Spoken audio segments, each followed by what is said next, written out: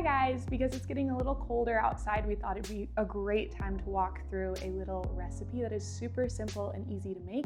So we're gonna be doing a single serving Asian hot pot recipe with a bunch of fresh ingredients. For this recipe, we're gonna use some maple pea microgreens, which I grew, and also some vegetables that can be grown from the seeds that we sell. The Shabu Shabu Garden Seed Assortment.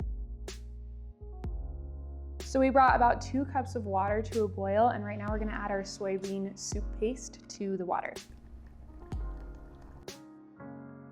We're gonna put the radishes and carrots first because they take a little longer to soften. Next, we're gonna put some mushrooms in here.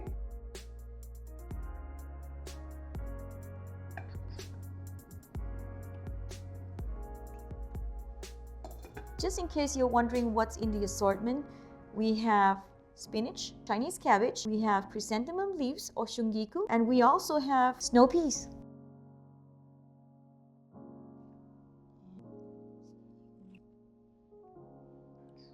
We're going to throw in some tofu.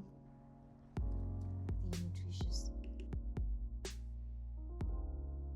Lastly, our favorite maple pea shoots.